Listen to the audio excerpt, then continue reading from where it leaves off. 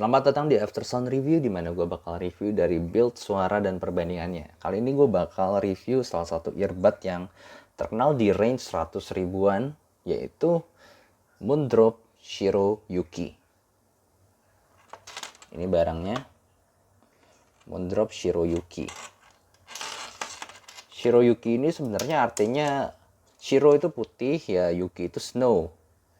Tapi ada sesuatu yang lucu sih. Gue sempat belajar bahasa Jepang dikit. Seingat gue, ketika kanji Shiro sama Yuki digabungin bacanya bukan Shiro Yuki tapi Shirayuki. Tolong benerin kalau misalnya yang salah. Soalnya di sini juga makanya ada dikit-dikit ya. Shiro strip Yuki gitu. Atau sengaja apa enggak. Setahu gue mesti jadi Shirayuki.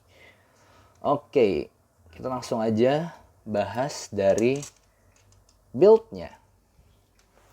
Soal build sendiri ini bener-bener kayak ya your everyday earbud lah. Earbud tipe jutaan umat lah, udah biasa banget kayak gini. Kabelnya ini kabel ada kabel dalamnya, lalu ini ada sleevingnya ya, jadi dia tuh dia tuh kabelnya kelihatan jelas sleevingnya.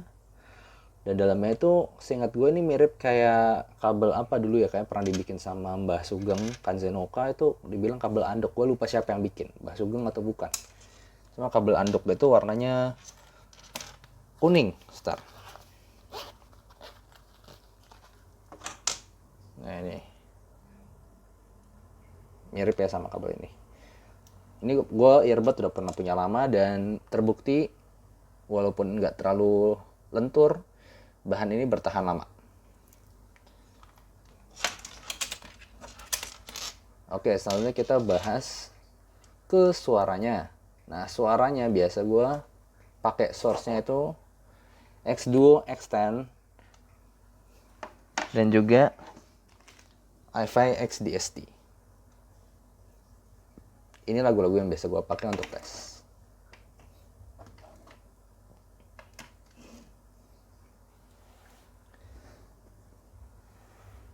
Gue udah pernah coba beberapa produk Moondrop seperti Spaceship, KXSS, dan Starfield.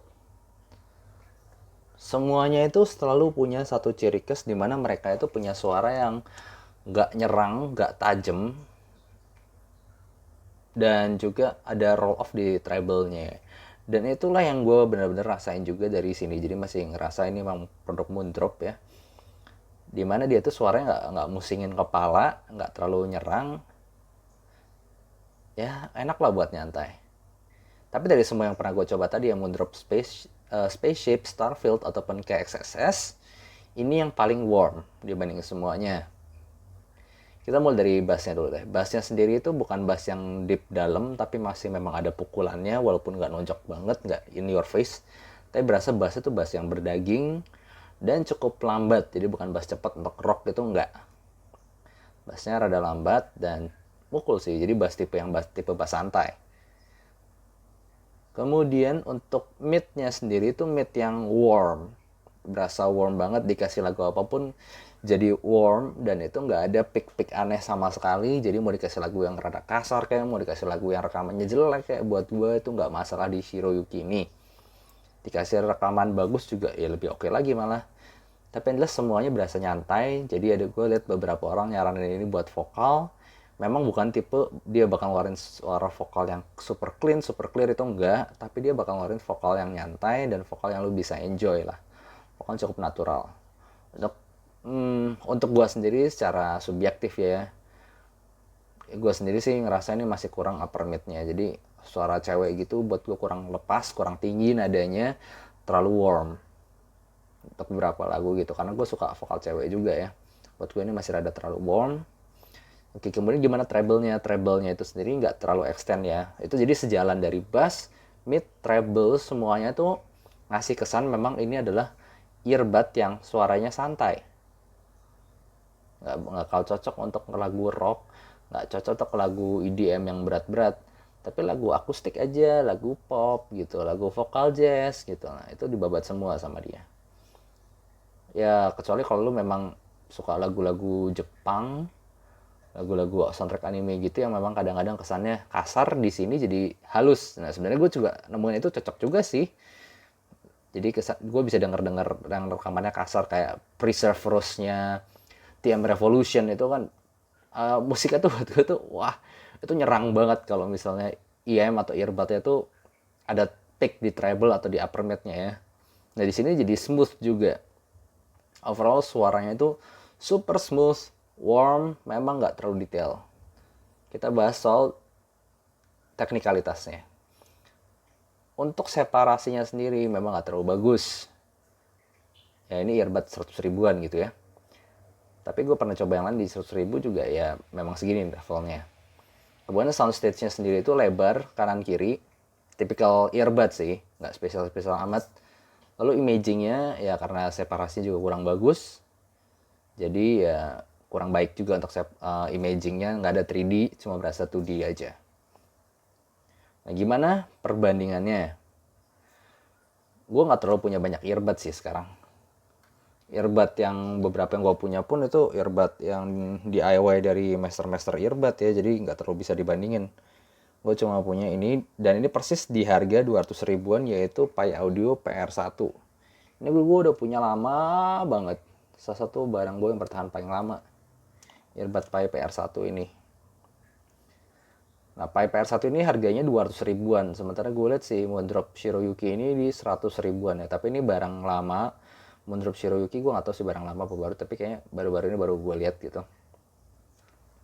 Nah dua-duanya itu punya suara yang serupa, dimana secara overall sound mereka itu sangat warm, sangat forgiving. Jadi lagu-lagu kasar bakal mereka bikin jadi lembut.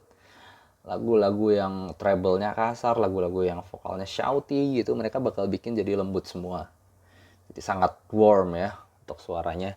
Nah tapi yang gue nggak nyangka ya, ini kan harganya 200 ribuan, ini cuma 100 ribu.